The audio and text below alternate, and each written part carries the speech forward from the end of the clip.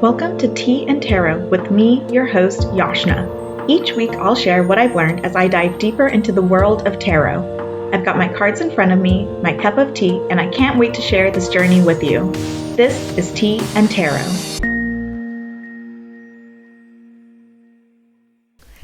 Hello and welcome back to Tea and Tarot with me, your host, Yashna. This week we are continuing to talk about the Major Arcana, and I am going to be talking all about the Lovers today. Before jumping into all the fun content I have about this card, I am first going to jump to a reading I did over the holidays for my dad. It is a very short and sweet reading.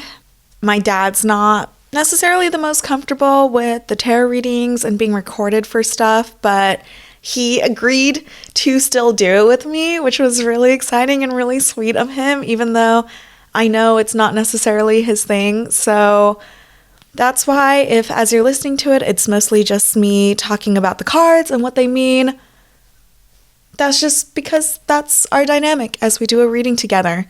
It was still so much fun to do. I'm so happy that he did it with me and I get to share it with all of you. So before we jump into this episode, we are going to cut to that. But stay tuned because as soon as the reading's over, I will be back and I will be breaking down the Lovers. Hey everybody! My dad's joining me and we're going to do the Emperor spread from the Lightseer's Guidebook together. I haven't done this one yet. I've been waiting to do this with him. Before we start, I already know the answer to this, but just because I am asking these questions to everyone I do readings for, have you ever had your tarot read before or done anything tarot related? Nope, never. Never. So I will be your first tarot reading. How exciting. So I am going to give the deck a quick shuffle. I pulled out the Emperor. This is needed for the spread. This will be the second card that is placed intentionally to help channel the energy for this. So I am just giving this deck a really quick shuffle to reset it from the last time I did a reading. And now you are going to take the deck and you are going to shuffle it yourself as well. You don't need to shuffle it like super well or anything, but just kind of add some of your own, do it a little more than that, but add some energy and think about what we're doing a spread for. So we're doing it for power and success. So think about that. Okay, have you thought about that? Yeah? Okay, so I'm going to move this to the side over here. You can still kind of see it. And then I am going to spread out these cards over here.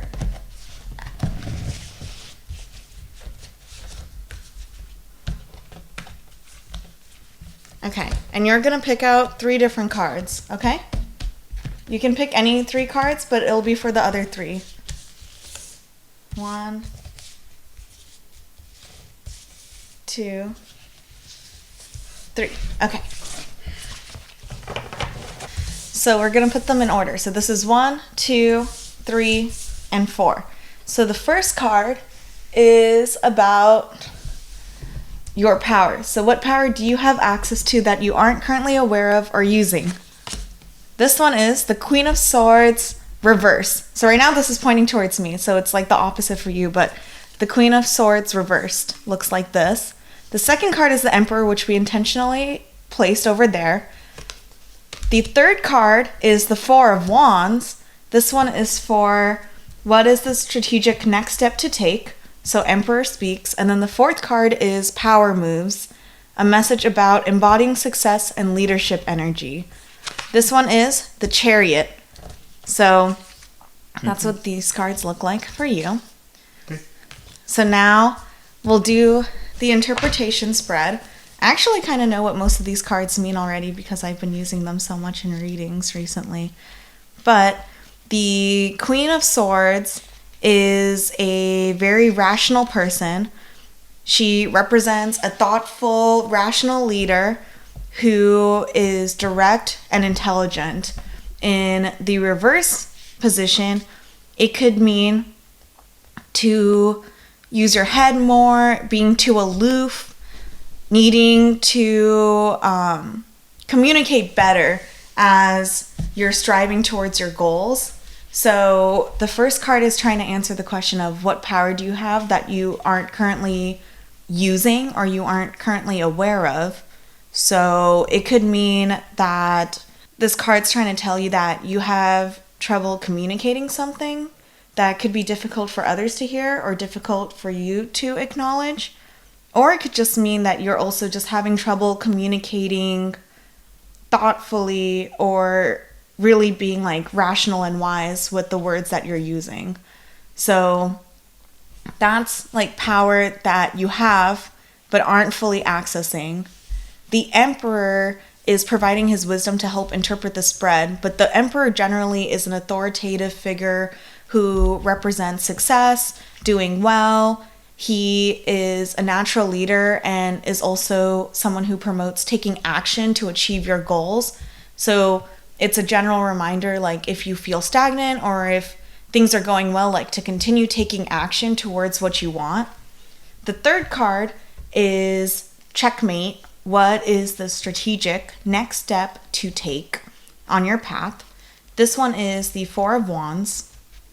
The Four of Wands generally represents celebration. It represents like the gathering of people to celebrate a big milestone, building and like having stable relationships and having a stable home. So that one is like pretty representative of making sure you're celebrating like the milestones that have happened around you, making sure you have your community around you as you're celebrating.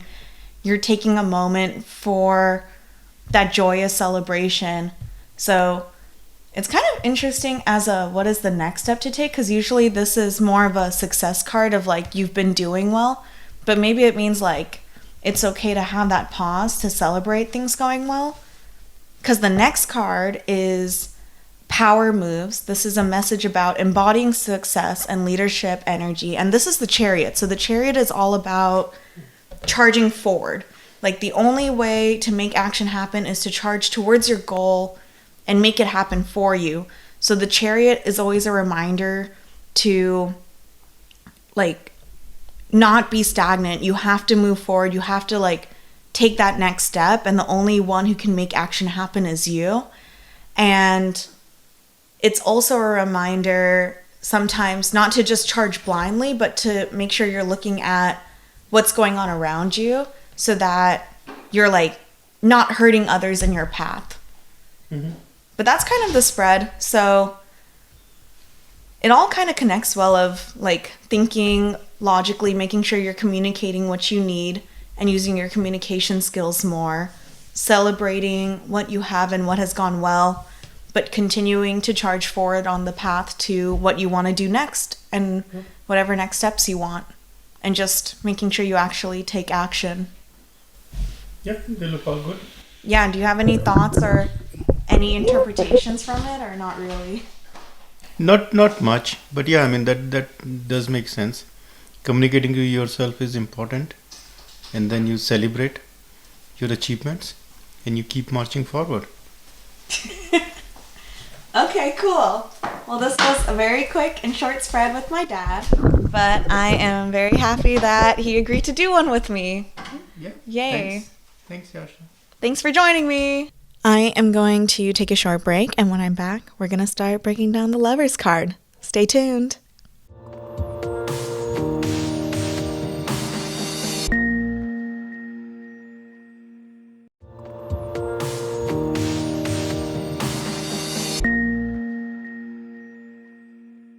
Okay, here we go.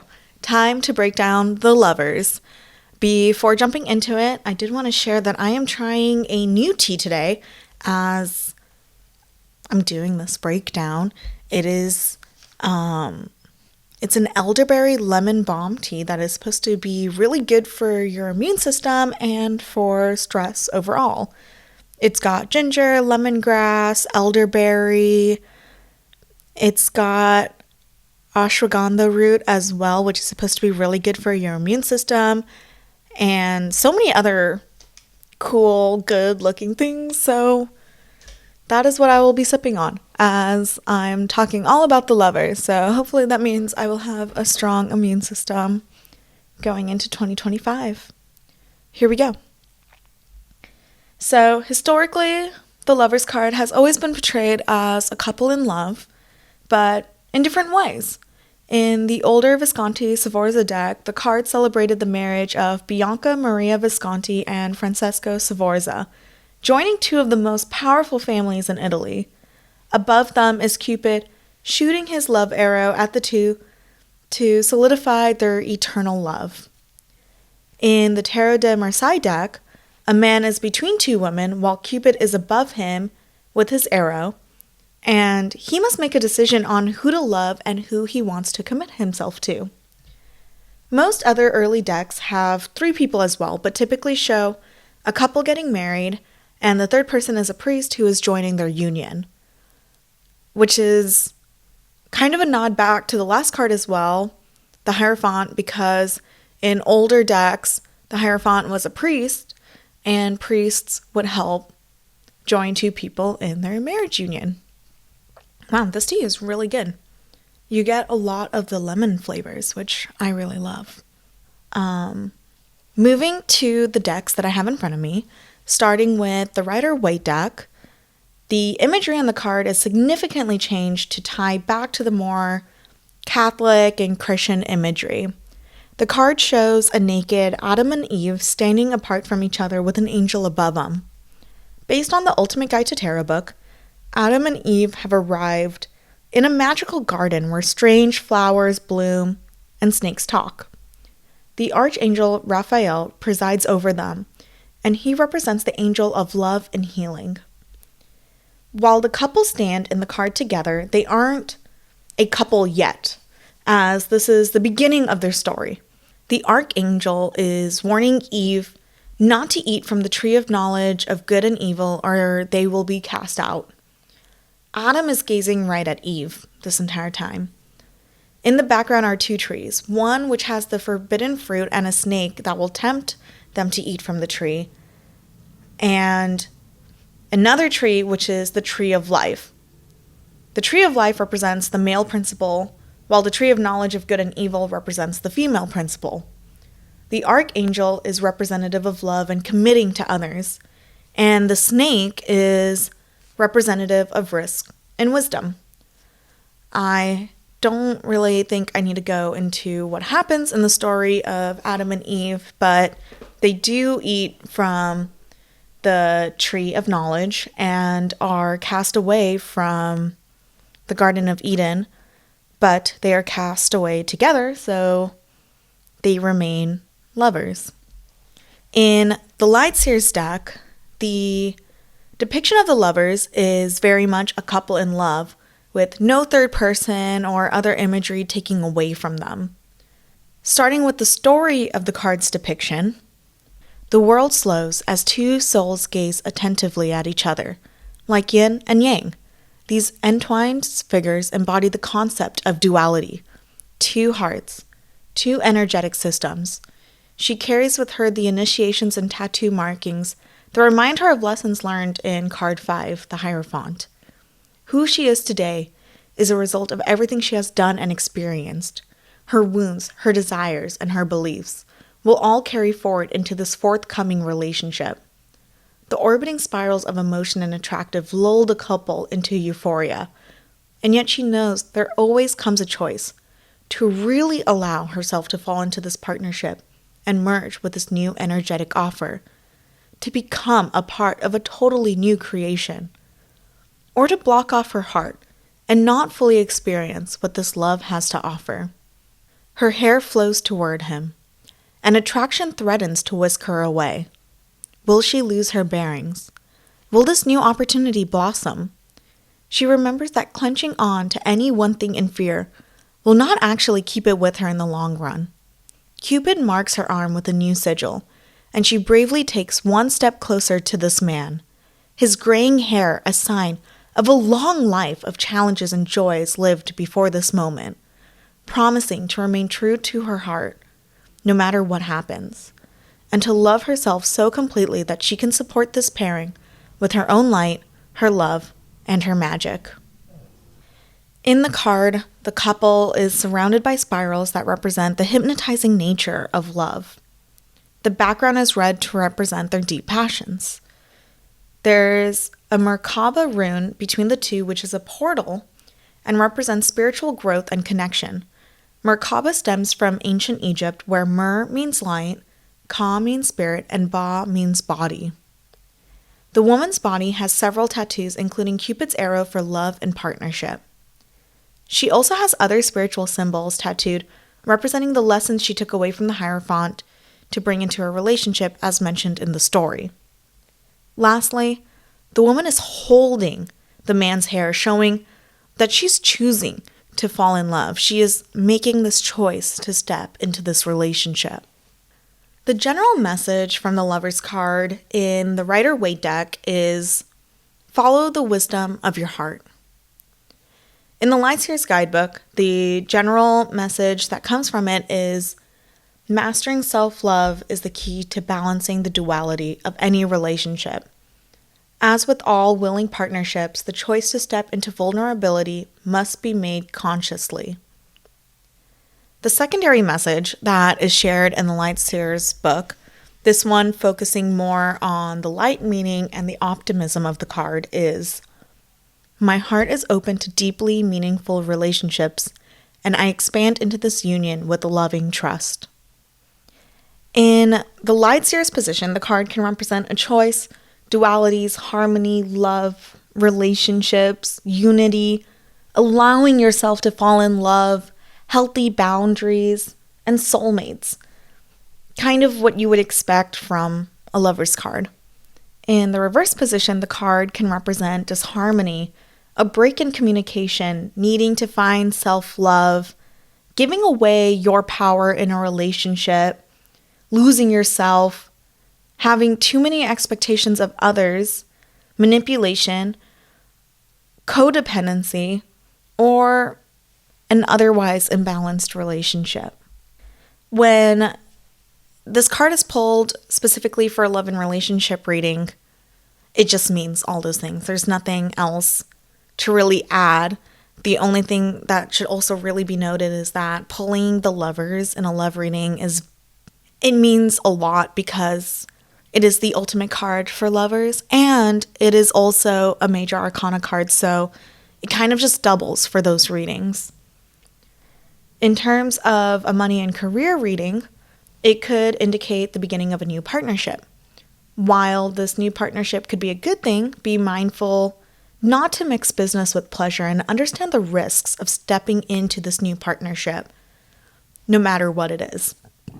Around health, the Lover's card could mean seeking help from someone instead of trying to go at it alone. And it could also mean checking after your heart health. So maybe a good time to get a cardiovascular checkup. In a spirituality reading, the Lovers is more representative of self-care and discovering self-harmony. Take time to figure out your own spiritual growth, and that will help bring more peace to your life.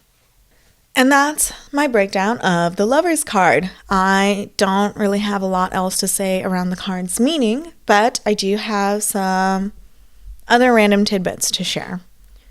One thing that I found really interesting is that this card has also been known as the twins and is linked to the Gemini star sign.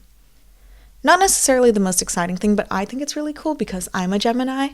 So that would mean zodiac-wise, this card is for me, which is pretty cool.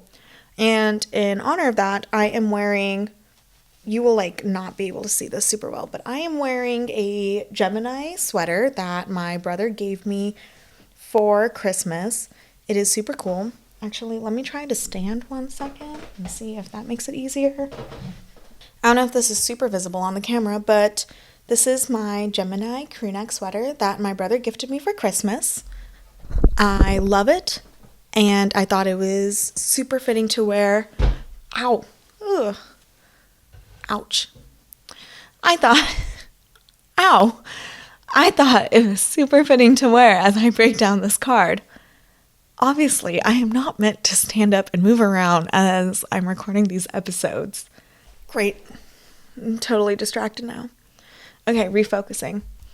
The other big trivia tidbit that I want to share is just, given the Lover's card ties to Cupid, especially in historic depictions of the card, I thought it would be kind of cool to talk about Valentine's Day, its origin story, and how Cupid ties into all of that as well.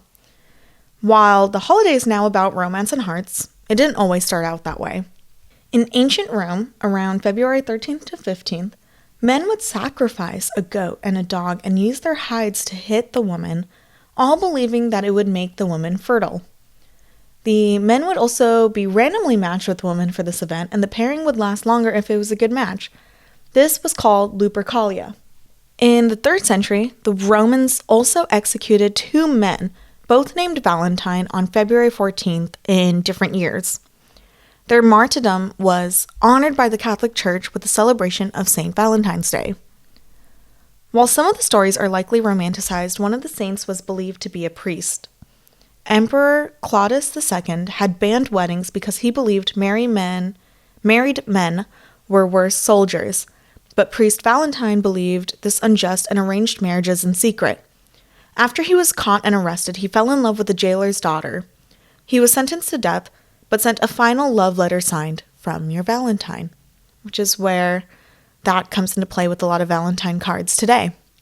Another story tells of another priest who similarly conducted weddings in secret, but instead of falling in love with the jailer's daughter, he helped heal the jailer's daughter, resulting in the entire family converting.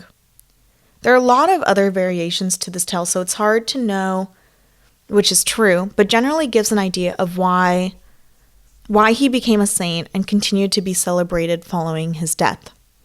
Now, skip forward. In the 15th century, Pope Gelasius I combined St. Valentine's Day and Lupercalia to remove the pagan rituals, but it still remained a celebration of fertility and love. Around the same time, the Normans celebrated Gallatin's Day, Galatin, which meant lover of woman, and was similarly a celebration of love. These likely got confused together, becoming a more generic Valentine's Day instead of Saint Valentine's Day. Over time, the holiday was romanticized through works by Shakespeare and Chaucer, and gained more popularity throughout Europe before spreading into the New World. In the 20th century, Hallmark cards began mass-producing Valentine's Day cards for that day, and the holiday has forever been different since. So, where does Cupid come into play with all of this? In Greek mythology, Eros, Cupid's Greek counterpart, was seen more as a handsome man with immense power. He is the son of Aphrodite and often played with the hearts of mortals to cause mayhem. While it may seem too powerful at first, his ability to make others fall in love could cause men to go to war and otherwise ensue chaos, making him one of the most feared gods. Then, in the 4th century BCE, things shifted. People spoke of Aphrodite's powers over Eros's, and power over love shifted to his mother. He began to be depicted as Aphrodite's cute son instead, who simply followed his mother's orders to make people fall in love. This pursued as Roman culture rose and spread throughout Europe, resulting in Cupid continuing to be seen as the small child. In the 1600s, Europe started adding to his imagery, adding wings and a bow and arrow to Cupid's regular apparel. In the 19th century, as cards became more popular, and then later as Hallmark began mass-producing cards, Cupid started to be used as a more common symbol for the holiday because of his ability to make others fall in love. And as he was depicted in these cards more and more, and then later in these mass-produced cards, he became solidified as the symbol for Valentine's Day and is now just one of the first things you think of when you think of the holiday. So that's everything I've got. That is my breakdown of the Lovers episode, as well as my breakdown of Valentine's Day. Hopefully you enjoyed that as much as I did. And if nothing else, now you know about the origins of Valentine's Day when it comes around in a couple weeks. So yeah, thank you so much for tuning into this episode.